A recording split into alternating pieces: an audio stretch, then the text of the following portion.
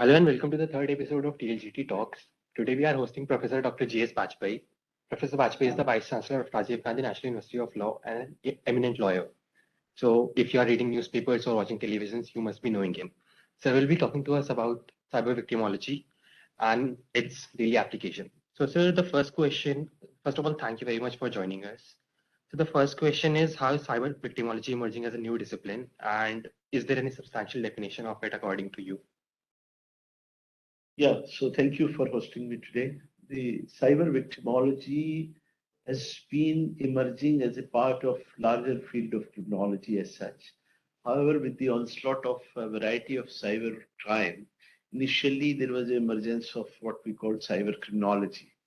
But looking at the plight of victim and the kind of problems that they are facing, there is increasingly, we find that there is interest on the part of researchers to look at the experiences of crime victims and the process of victimization and kind of services they are provided with. So taken together, this cyber victimology field is emerging. As far as definition is concerned, there is an agreement of the contemporary scholars in the field that cyber victimology involves the process of victimization, impact of victimization, and response to victimization. And this also includes the different kind of characteristics and vulnerability that is associated with the victims of crime as a consequence of different kind of exposures to cyber victimization risk. So, as you've stated, the emerging discipline that cyber victimology is, how do you believe that it's linked to other disciplines? And how do we differentiate a cyber victim as opposed to a real life victim? So it has two aspects. As far as other disciplines are concerned, as I have just mentioned, criminology and criminal laws are broader fields which very well connect with cyber victimology. So in cyber law field as such and cyber criminology as such, there are different areas which do have a kind of bordering with this field that is called now cyber victimology. So I would say criminology, criminal law, ICT, these are some important fields which have some interconnections as far as cyber victimology is concerned. As far as real life victims are concerned, I would say real life victimization, we very clearly identify, understand, and feel because the victim is clearly identified, offenders are clearly identified, and consequences of victimization are also very well known. However, cyber victimization takes place in a virtual space. So the identity of the victim as well as the offender is hidden. Also, the different issues connecting with cyber victimology and cyber victimizations are not very well visible. So in order to make them visible, there are a variety of ways and means. So in that sense, the real life victim becomes quite different from the cyber victims. So this question was scheduled for later, but since you are speaking about it, so we'd like to ask you about it is easier to identify a real life criminal, but in cybersphere, it's tough to say who's a criminal and who's not. So how does the legal recourse work for a cyber victim who has not even seen the criminal? And so even if the procedure is established, so how long should the aggravated wait? Isn't justice delayed, justice denied? So as I have mentioned that cyber victimization takes place in a virtual world. The virtual spaces are not all the time amenable to be addressed by criminal laws or ICT laws. However, with the increase of cyber victimization and cyber crime, we have now started recognizing the virtual space as a reality, which can be addressed with the help of legal provision. So like for instance, the IT Act in India becomes applicable to different virtual situations in which crime takes place, be it the fraud, be it the identity theft, data theft, or any kind of this thing. So the good thing that happened in India in terms of cyber jurisprudence is that we have given a legal recognition to virtual space. And therefore, any victimization that is taking place in virtual spaces is also subject matter of law now. Because with the arrival of AI, metaverses, and other kinds of jurisdiction, the laws are increasingly trying to expand their reach to address the different kinds of issues which may have lots of legal implications to be handled and addressed by the laws. So in that sense, definitely yes, that the laws are going to be applicable in virtual space as well. So is it more like a Trishanko situation, like we don't know where we actually are, like you spoke about metaverse or dark web, for example? So a cryptocurrency, no one knows who runs it and things like those. So Yeah, so these are the complex questions. And to some extent, cyber crime related issues, yes, we have been able to gain a lot of clarity. But as far as dark web, metaverses, and other issues are concerned, neither the laws are very clear at the moment, nor the jurisdiction issues have been, have received any clarity. So I would suggest that as the problem becomes serious, probably our understanding and recourse to legal application would also get matured. So I'm sure that, like for instance, in the European Union, they could evolve the laws dealing with AI-related applications and all consequences, including the liability issues, contractual issues. So the issue remains that law travels at a pace which is quite slower than the pace with which the crimes are committed. And as long as that gaps remain there, some issues would also be there. So probably the laws have to become a lot more proactive in terms of making all necessary preparations to deal with these challenges. right, sir. And executive body should also Exactly. We need to have a backup institutional support because law will alone not function. You need institutional preparedness to handle all these things. So, sir, there is a difference in space transition, like how people behave online and how they behave online. So, is this difference the reason behind cyber victimization? Yeah, so this transition is really very crucial as well as interesting for criminologists and cyber victimologists. And they are looking at the characteristics of criminal behavior in real world. Real world criminal behavior, as I'm saying, is a lot more predictable. Predictability of criminal behavior in real world is far visible because our understanding of criminological factors which define this behavior is quite convincing. However, a lot of people and researchers have yet to answer what happens with this transition from real world to virtual world takes place, whether there is a significant change the way criminals do commit their crime or what happened. I would say that answer lies in this fact itself because this transition is crucial because in the virtual world, the offenders, the perpetrators find it quite easier to get away with crime with the fact that the identity is hidden and they know that the chances of the identity disclosures are far lesser. One. Second, they easily find the victims who are vulnerable. So the potential targets are always available in virtual world more than the real world. So we become very susceptible if we are transacting online anything because you don't know the risk exposure involved. So this transition involves a variety of factors which not only tempt an offender to commit crime, but also make a victim vulnerable for different kinds of victimization.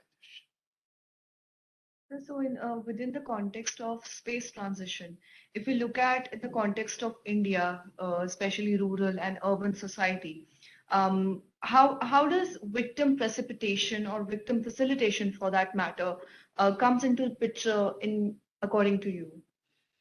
See, victim precipitation and victim facilitation in victimology has largely been, studied and associated with uh, immediate provocation, which is triggered by the victim on account of his or her behavior. So suppose certain degree of provocation is factored by the victim, because of which offender gets into action and commits a crime.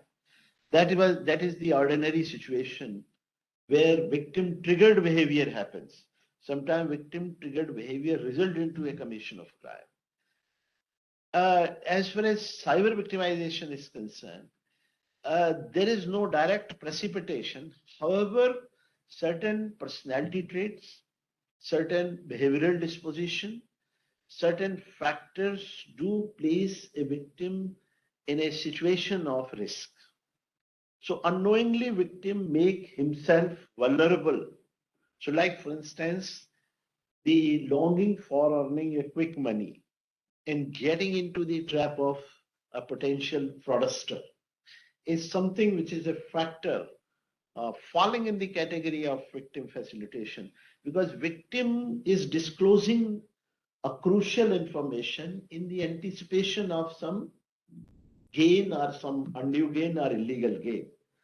So this is how the entire psychology works. So offenders play with the psychology of the victim in a manner whereby the victim is placed in a situation where they are more likely to make themselves vulnerable for a variety of losses. So sometimes you are sharing your crucial information in anticipation of getting some huge money or something. And in the process, you lose a lot of money. So that's why the victim behavior is generally not disclosed to the agencies, because agencies want what exactly have you done. They would like to censor their role as to why I have involved them, what I have done. So those things are very, very crucial. Therefore, victim behavior in cyberspace, making him vulnerable, is something to be looked at more closely. So binary psychology, Exactly. like binary crime. So, like you've talked about impressionable victims and age gap. Do you think because we, especially impressionable victims, are exposed to a pool of resources, the internet, like the Trishanku situation, has left no room for wonderment? Um, is this sort of exposure the reason why we are being targeted, especially in terms of people who want to get easy success? Yeah, so actually, I remember there was a book published a couple of years ago titled Risk Society. We are living in a risk society where factors making us vulnerable are far too many. And we are unable or unaware of the such exposures. Because target selection on the part of an offender is a conscious process. Who is to be targeted is not a random thing. So what is to be seen or what is studied by an offender as for a potential target is something very important and crucial. So I always say and maintain that in such cases, the victim's behavioral factors, personal factors, his personal profile, all these things become very crucial. All are not easy target. Some are invincible and some are vulnerable. So who are invincible? Those who are in a position to guard themselves. So there is a term which is called target hardening. Target hardening. Target hardening. Target hardening. Target hardening is a process whereby victim is strengthened in terms of behavior, in terms of safeguard, in terms of his or her awareness against all such exposures. So if you make target hardening through education, through awareness, you can avoid a lot of victimization. And therefore, it is said that crimes are committed when they are easy to commit. So easy to commit means easy prey is something which becomes a very crucial thing in the entire cyber victimization process. In fact, in cyber victimology, there is a whole lot of debate and research on victimization risk. What are the sources of victimization risk? And risk of victimization is not uniformly distributed in the society. I'm trying to answer your question. It is concentrated with certain group of people, certain sections of the people, certain personality traits. So that's why you'll find there is a heterogeneous distribution of risk exposure and victimization rate. Some places are more vulnerable. Some situations are more vulnerable. So we need to do a lot of vulnerability mapping and risk mapping in order to carry out what is called de-victimization. So this victimization prevention can be effectively carried out in cyber victimization cases, especially by way of understanding why, because some people are repeatedly victimized. So once you are victimized, then you should be knowledgeable enough as to what happened. But as I'm saying, it is a part of their personality trait. They are more often likely to get into the trap again and again. So why some people become repeated victims, multiple victimization, repeated victimization, perpetual victimization. So these traits do indicate certain degree of vulnerability with certain people and certain factors associated with these people, which make them vulnerable more than others. So what are those factors exactly? I said, so like for instance, my behavioral pattern. So if I am at public place, how I am behaving, I'm showing casual attitude. I'm appearing to be casual. I am doing lot many other things which are decoded to be, facilitating by the others. So whole lot of discussion, personality profile. Young people are more likely. Sometimes the people from countryside who come in big urban city, they behave very awkwardly. They are unable to manage their things. These small things are decoded by the potential offender to commit different kinds of crime. Sir, in a lecture on cyber law, so our teacher told us about this case of Locanto app, in which there's a person who made an account on the app, and he used to chat with men by pretending to be a girl. And he chatted with over 512 men and made some 22 lakh rupees. So at that time, he was able to target the exact psyche of those victims actually. But are the people who have been victims here, are they of pure mind, because they have fallen into trap like this? So again, if you are falling into such kind of trap, means your some weaknesses are being exploited. So because in all those conversations, you are likely to disclose certain things which may later become a matter of exploitation for you, like honey trap. Honey trap is precisely a situation where the human weaknesses and other kinds of hidden facts are exploited by these potential offenders to extort money. And the cases are many in India. Revenge porn, all these things are very common. So initially, the people who are into this, they do something which become a sort of occasion or a material to be resorted for this kind of crime. So sir, is public awareness the only way out or the best way out? I would not say that public awareness alone can stop, because there is a lot more professional approach is needed. So like for instance, I can provide you an example of the UK, where I did my postdoctorate, and I did work on this subject, which is called situational crime prevention. So in the UK, there is a program called crime reduction. Crime reduction is a conscious arrangement where some dedicated measures are undertaken by the local police and agencies to target certain forms of victimization precisely. And they are able to cut down the victimization rate significantly. So I think a lot more proactive approach has to be taken. Like for instance, in India, cyber victimization cases are too many, where the people are. So agencies are creating certain things, like for instance, we have created PIN, we have created CCTV, we have created a lot more safety guards in our bank account. all these things need to be strengthened more and more. So technology is an answer to stop these crime and these victimization as far as cyber victimization is concerned. So technology is the answer because technology is being exploited. So technology is the only answer. So there was a term that you mentioned, de-victimization.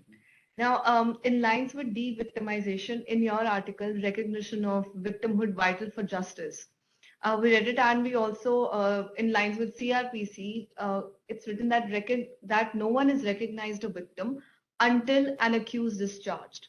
So, if we are moving towards de-victimization, or even if we are categorizing this heterogeneous set of people as victims, isn't it necessary that we move towards decriminalization instead of de-victimization in cybercrimes? Yeah, so criminology is the reversal of victimology. The language that we use in criminology is offender-centric, and in victimology, we are victim-centric. So to that extent, de-victimization and decriminalization are different.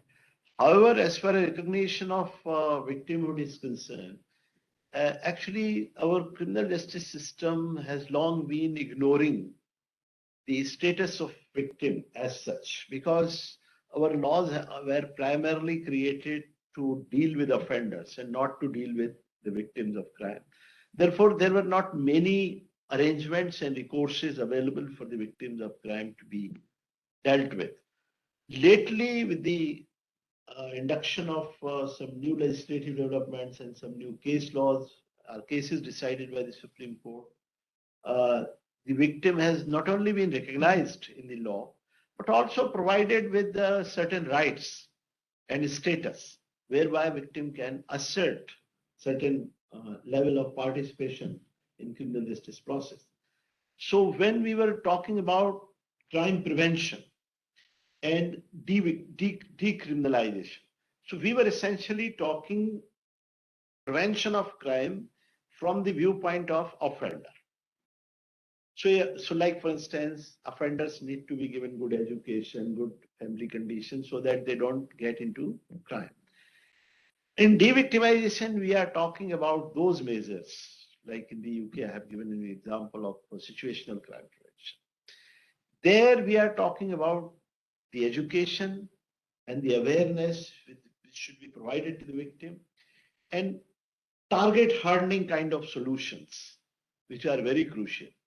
And also other forms of arrangements, like in the US, they have launched a program called Project Broken Window. Project Broken Window, you must have heard. It means the localities which are in a state of neglect are more likely to target for burglary and other forms of crime. So broken window is a indicator of a community in a state of neglect, and that has to be fixed immediately. Broken window has become a symbol. So we have lot many examples of broken window in our cases.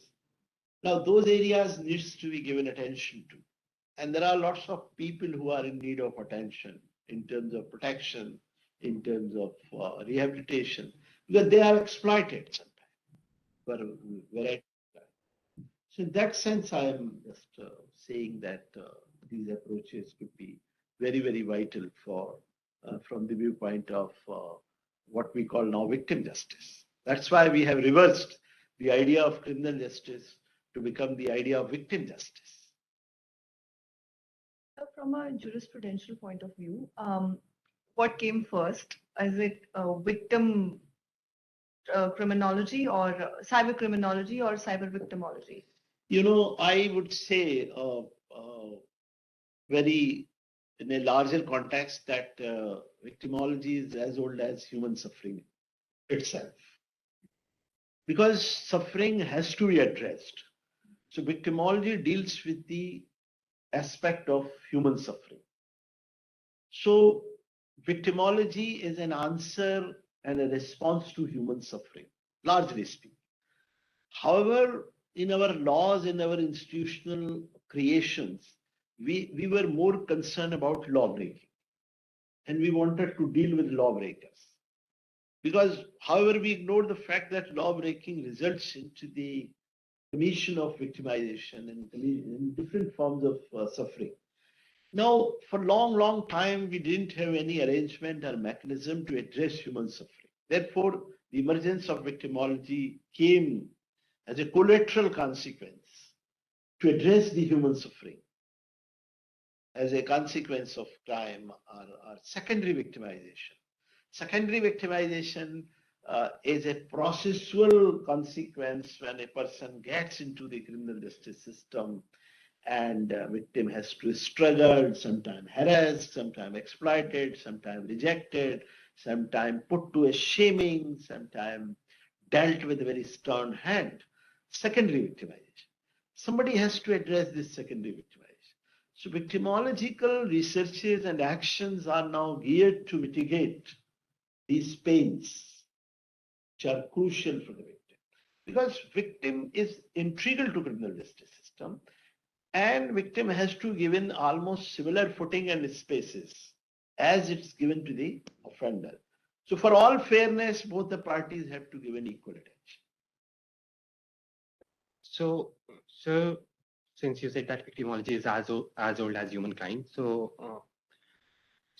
what makes people do cyber crimes? For example, in real life, if I want to commit a crime on someone, so there will be some reason behind it, like that person has done something to me, or I have a grudge against that person. But here we have not seen the victim. We are just randomly mailing them or just stalking them on social media or doing things like that. So, what is the main reason behind the offender's conduct? If you go to the criminal psychology, you will get a lot of answers. So sometimes the offenses are committed in different settings. Sometimes offense is committed against a known person because you have some past history with him. Now, sometimes the offenses are committed against the stranger, but you have certain illegal gains to be extracted, depending on the nature of crime. If you are committing an offense which involves money, it hardly matters whether offender is known to you or victim is known to you or not known to you, because your target is money. So therefore, a money-related cyber victimization doesn't have any victim-offender relationship history. Otherwise, if you see, like in violent crime, more than 60%, 70% victim offenders are known to each other. There is a victim-offender relationship. In all cyber crime, you will not find that there is a victim-offender relationship. In other forms of which are love-related, relationship-related, there you will find association and relationship working. So depending on the nature of crime, you will find victim-offender relationship figuring. Right. But sir, suppose you have the cell phone and I present virus in this phone and I don't know you, but still I'm mailing you some files that contain that virus and it opens in your phone and your phones get corrupted. So what will be my psyche behind it? So again, see, when this virus is spreaded, you will find that there are some benefits. So there are companies who are going to be benefited. Some people are hired to spread virus. So they are getting money for that job. They are not concerned who are you. It is their job. They have been assigned this task by certain companies to spread this virus. And they are doing that. So you please remember there is always illegal gain in the commission of crime. Sometimes crimes are committed for sadistic pleasure. I'm not saying. But it is also definable. If you go to the Freudian psychology, even when you commit anything irrational, it is irrational visibly, but you derive certain psychological pleasures out of it. So to that extent, it is your connect with that crime. Criminal psychology has answered. Freud said, nothing is uncaused. It is a different matter that sometimes your conscious mind works, then the relationship is very clear. Sometimes your subconscious mind works, then the association between crime and victim is not clear. Sometimes your unconscious mind, serial killer. Sometimes you don't know, only pleasure. Right. So what is your view on profiling of cyber victims? Yeah, so profiling actually came into being on account of several cases of victimization when we were happening. So it was a policy requirement. We wanted to know the different categories of victims. So like for instance, if I map, suppose there are 500 crime or 5,000 crime in a state. If I put them in the bracket of certain characteristics, I can get certain concentration, like age-wise, like occupation-wise. This is called profiling. So if I class whether they come from educated class or illiterate class, rich class, poor class, urban class, rural class. So there are different dimensions of profiling. Now this profiling can answer you too many questions when it comes to prepare your strategy to prevent it. So I want to focus on urban area because most of the crimes are concentrated in urban area. It is the students who are getting more and more victimized. So I can focus on it. So profiling actually started with criminals profiling in general. But then it came to cyber profiling and cyber victim profiling also. Because we want to provide them rehabilitation and other kinds of services to mitigate the impact of victimization. So in that sense, profiling is very important. So profiling is now done by experts, and they assist essentially to different agencies who are involved in the job of service providing and rehabilitation to the victims of cyber offenses. So isn't everyone a cyber victim? For example, you have gone to a place and used your card to pay something. So your card is visible in the CCTV cameras and the CVV is also visible. So the offenders, they can use that information, and you're not knowing that such thing is happening with you. So isn't So everyone? you are right. Everybody is a potential victim. In victimology, the saying goes like that. Everybody is a potential. So when you walk out from the safeguards of your home, you are under certain exposure. It is a different matter, you are spared. But chances of your victimization are equally distributed. So when you use certain e-transactions in virtual spaces, depending on various factors, you do carry a risk. That is a truth. However, this is the price we pay for technology use or e-transaction things. And time and again, we get to know that these things are, risk prone. So like the roads which are very, venturesome, they are too enjoyable to drive.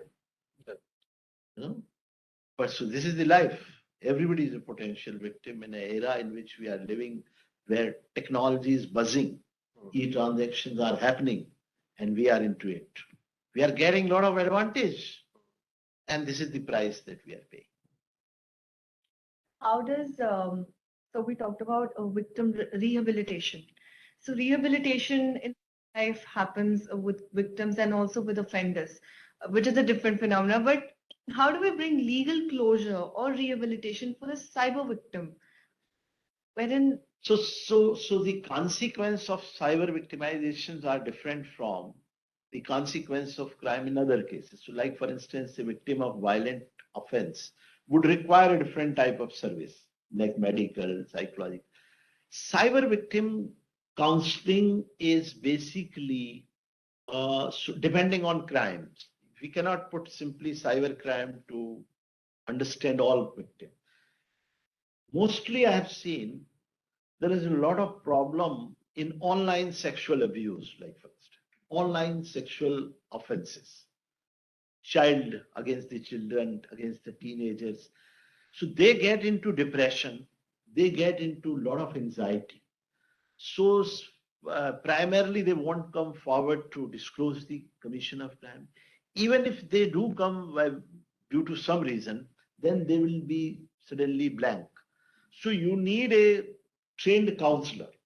So that's why the cyber victimization counseling and services are now at place, which are not only giving you education against all these things, but are also providing post-victimization services. So there are pre-victimization services, there are post-victimization services.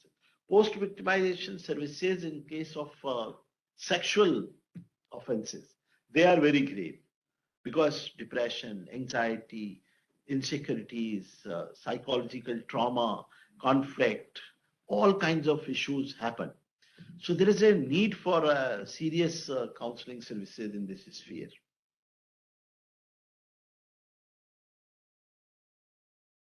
So, in regards to what goes on online, especially social media, validation is a big concern, rather a concept around which everything is surrounded. So, validation varies by age as well. So, in case of impressionable victims that experience cyberbullying particularly, is that a particular, like a tunnel vision cause of cyber victimization?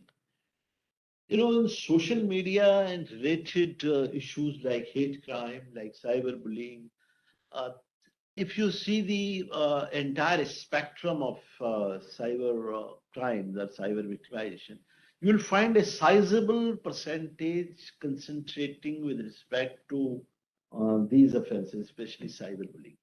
So there are certain factors. Number one, uh, many victims will not understand the fact that they don't know the, whether it is a crime or not as such, because you are simply bullying. Now, bullying doesn't mean always, doesn't look like a full-fledged offense as such. So sometimes victim is confused whether it is a crime or it is just a behavior, casual behavior on the part of some person whom they are known to. But the degree of cyberbullying sometimes go to an extent, you are fully aware that people commit suicide. Yes. There are cases in cyberbullying where people have committed suicide because they were unable to cope up. And the worst part is the entire terrain of cyber crime is hidden from the real world. So what is happening that people are suffering and they continue to suffer. The most difficult part in such offenses that it is not easy to get out of it. It is not easy to, because the connect is already established. The offender is in possession of a lot of information about you, and he has a record of your conversation. Now that record makes you more vulnerable. That is the whole issue. And validation, as far as concerned, you will find that social media has given almost validation to everything. We have uh, we have shown lot more social tolerance to these kinds of things. There is a growing social tolerance. People do not find uh, trolling anything, very serious. Trolling is now accepted. You can be trolled, you can be grilled, you can be roasted. Yes. So now roasting is happening publicly. And if you go to the police, they will try to give you a reason that non-cognizable offense is made out. Now you have to go to a very difficult defamation suit. Defamation suits are very difficult to be maintained of law, even criminal defamation. So you see in the lately lot of defamation suit, especially in case of high-profile people, have gone to the courts. And you will find, so I always believe that for those kinds of, behavior, this law is not suited because this law was never created to deal with these crimes. So therefore, I still feel there is a need to have different types of provisions to deal with the people's behavior on social media. That regulatory framework is still missing. And because of which a lot of people are put to all kinds of inconveniences. And they go get free and they exploit the lack of provisions in the law. Exactly. So earlier people used to get a lot affected when something about them has been posted on social media, but now these memes page are there. There is a validation. They think it goes like that. But is it a genuine validation? I think it's not a genuine validation. See, if I'm inconvenienced by your behavior and genuinely I am disturbed, then I should have a clear-cut recourse to a process which should provide me relief. That relief and that process is not at the place at the moment. That's why probably there is a suggestion which is going in the media that the government has to come out with some regulatory framework to deal with different kinds of. As I said, our laws were never created to deal with these things. Right. So, sir, you spoke about this data that has been stored in clouds and these things like. So the internet, along with being a source, it is an archive as well. Like whatever goes online, it never goes offline. So even if the criminal, the cyber criminal, he has been traced or punished, how does the victim believe that their information is safe or it will not come back to haunt them in future? Will it be So in that is another gray area Mm. as far as the laws are concerned. Right to be forgotten has not been fully granted in our country. Though there are many petitions which are lying before the court, especially high courts, but in many cases the court has refused to interfere with because there is a freedom of expression is also there. So court is saying that we cannot do a particular order to erase all the information with respect to any such happening, which was true, which was found to be true. If it is found to be false, probably yes. But if it is found to be true and somebody was convicted, so I feel that right to be forgotten has to be debated more seriously. And there is a need to find out the areas where this can become applicable. I have written a couple of articles on this, and I find that there is a growing awareness now because in many jurisdictions they have provided right to be forgotten in many countries. So to a limited extent, this right can be provided. This is my understanding. And there are multiple situations where this right can work and can save people from undue representation or undue data record, which can become difficult later for them. so since this podcast goes to the common people also are not linked to law, so could you please define this Cyber victimology. not cyber victimology, so this term that you just used, Right to right to be forgotten. The right to be forgotten means, as you have rightly just mentioned, that suppose a news defamatory news containing some obnoxious material is published against me. I go to the court and my contention was found to be true, and I get a favorable order from the court, and person is punished. To that extent, the matter ends here. But the material which is already in public domain, suppose there were 20 newspapers which have carried that, that will continue to be there, and people would not know whether that was right or not. That would continue to cast certain aspersion and certain belief in my case. And similarly, there are various situations. Suppose a petition against you goes to the court that you have done something wrong, because it is easy to file a petition in the court. Now, the copy of that petition is published everywhere. Later on, that petition is dismissed. But the traces of that petition will be on the internet and they will continue to somehow put you in a bad light. So in that sense, probably right to be forgotten. So I want to erase my undue information which has no legal relevance or which pertain to a issue which has already been decided in my favor.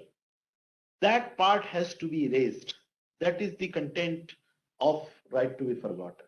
So if that is done, so a lot of people will feel relieved, because otherwise, suppose I go to the interview, there is a false complaint against me, sexual harassment. My employer will see simply news. Oh, he will not try to find out what happened to that case later on.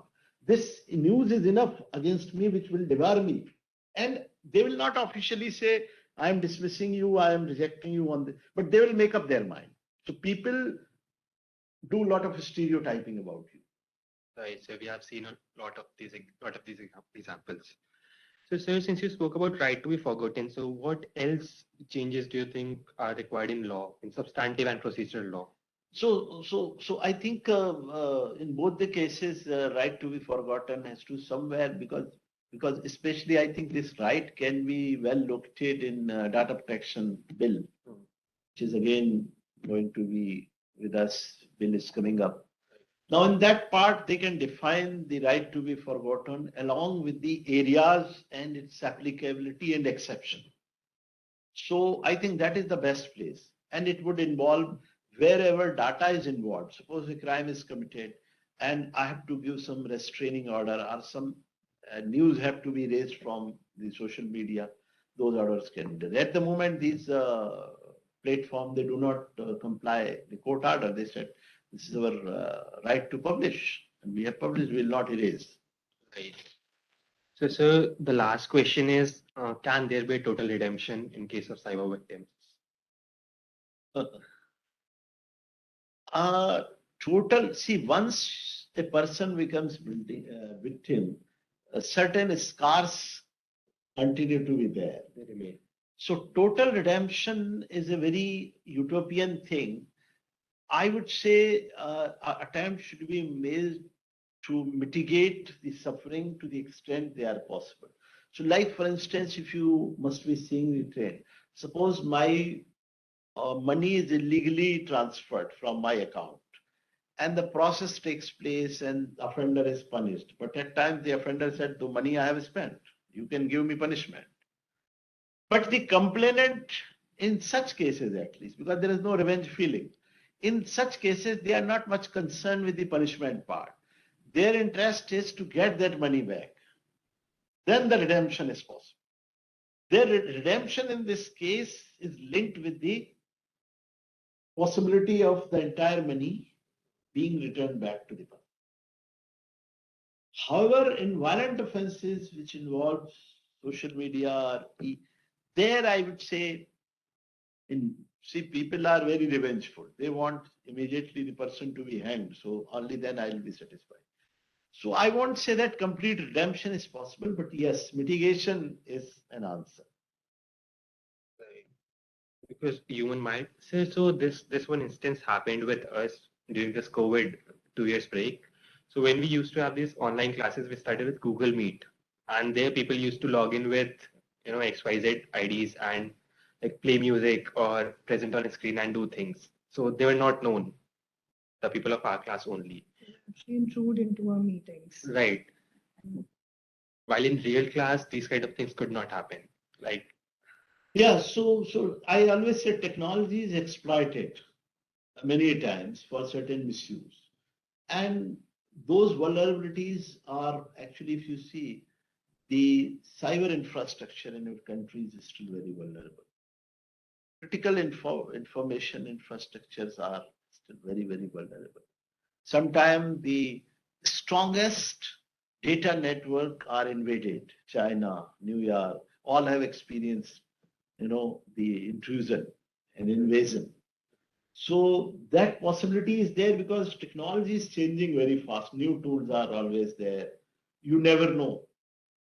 So to that extent, this technology is definitely vulnerable and will come with a price tag. exactly. So are these things committed? The people, they just feel cool to commit these kind of things. Yeah, so there is a term, joy riding delinquency. Joy riding delinquency is did for the sake of pleasure seeking. Thrill seeking and pleasure seeking in youth is sometimes, so they are, so like hacking. Hacking is a sort of thrill. So many people try to do illegal hacking. So certainly it happens in cyber world also. Also, sir, this last question, why is it getting more and more professionalized? Like you also said that they sit in offices and this is the task that they are being given.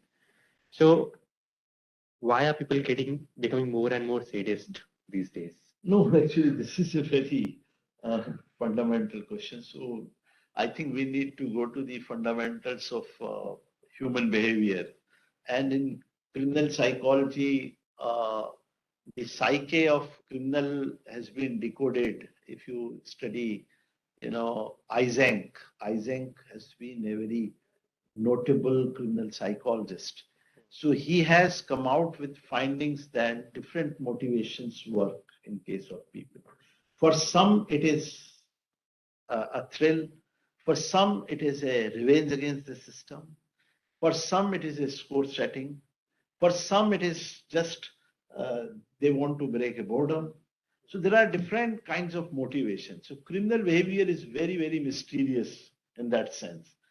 And you will always find that there are motivated offenders, despite all education, despite all progress, and they are so motivated. After all, you have seen the people, the motivation to the extent that they blew away the tower. Right. Yeah. To do that crime, you need to be in a state of highest motivation. There are people, terrorist crime, human bombing, it is committed with a sense of highest degree of motivation. So it is different. So there is a personality type. There are personality type who are more susceptible to do crime. That is what Eysenck said. Psychotism, neuroticism. These are the people who have different tendencies. So sometimes people commit crime to resolve their inner conflict. I have a conscious conflict where I find all parents are bad. So killing parents will be my pleasure. And in doing so, you are able to reconcile with the conflict which is operating at your subconscious mind.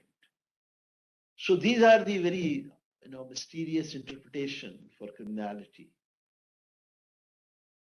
So do you have some piece of advice for youngsters like us or those who are listening us to be safe against these cyber crimes or not be cyber victim? Yeah, I would say you need to be very careful and do not do anything casually, because your casual behavior is not only put you in danger, but sometimes exploited for certain illegal gains. And you should be, internet and cyber literate. These days, a lot of literature is coming up, responsible internet, responsible cyber behavior. So there are positive learning which are coming out. I think you can look at some of these things, and they, especially for youngsters who are in schools, are coming just out of school and joining colleges, they need to understand the cyber world. So internet with responsibility is the message, probably, which can make you safe and secure. But this has been a very interesting podcast and we wanted to go in endlessly, but we are short of time and you are short of time also. So we'll thank you. And also I'd like to take a note of our teachers, Dr. Imit Walia and Mr. Ankit Kaushik, who helped us in framing this questionnaire and successful conduct of this podcast. Thank you so much, sir. My pleasure. Thank you so much.